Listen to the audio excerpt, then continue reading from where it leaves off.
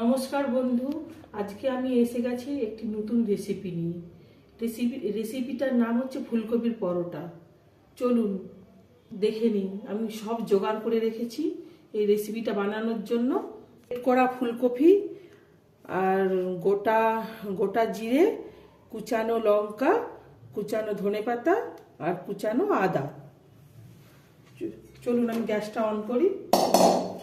আমি প্রথমে দিয়ে দিলাম গোটা জিরে আর কাঁচা লঙ্কা কুচি।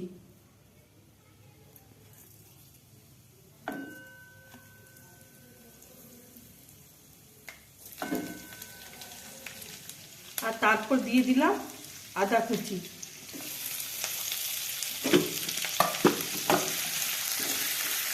ভাজা ভাজা হবে, একটু ভাজা ভাজা হয়ে আসলে ফুলকপিটা তুলে দিয়ে তেলের মধ্যে তারপরে কড়াটা ঢাকনা চাপা দিয়ে এখন কিছুক্ষণ রেখে দেবো, গ্যাসটা কমিয়ে একদম অল্প অল্প কমিয়ে দিয়ে।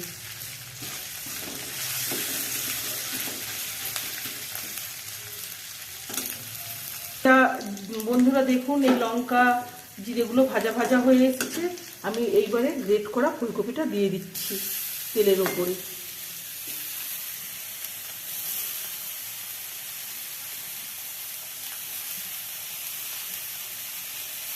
নেড়ে চেড়ে সামান্য একটু ভালো করে নেড়ে চেড়ে আমি একটু গ্যাসটা কমিয়ে দিয়ে মিডিয়াম আঁচে রেখে আমি ঢাকনাটা চাপা দিয়ে দেবো।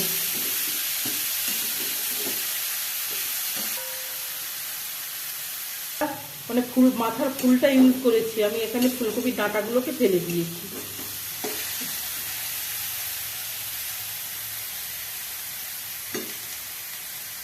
তারপরে বন্ধু আমি একটু নুন চিনি দিলাম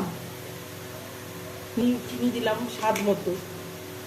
আপনারা চাইলে একটু বেশিও দিতে পারেন, আমি একদম অল্প দিলাম।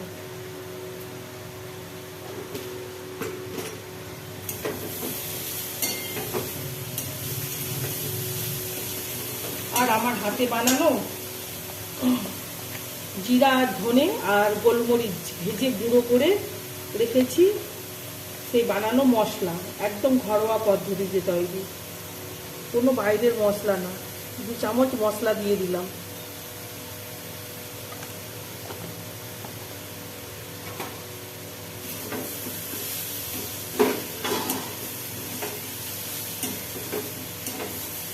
দিয়ে মিডিয়াম আঁচে আমি একটু ঢাকনা দিয়ে কিছুক্ষণের জন্য রেখে দেবো। 10 মিনিট এইভাবে মিডিয়াম আঁচে নাড়াচাড়া করে মাঝে মাঝে একটু চাপা দিতে হবে, তারপরে একটু দেখে নিতে হবে যেন কড়া থেকে এইভাবে ছেড়ে ছেড়ে আসে।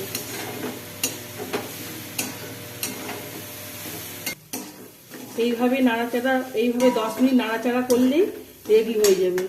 আমি তারপরে শেষের দিকে ধনেপাতা কুচিটা দিয়ে দিলাম। যেহেতু শেষের দিকে দিলাম, কেন ধনেপাতা খুব নরম তো, জন্য।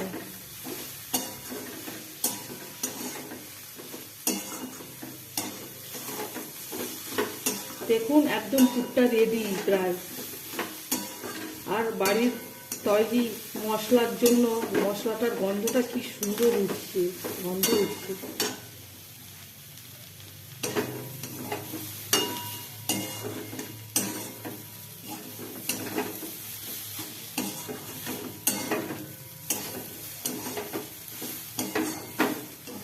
একদম রেডি।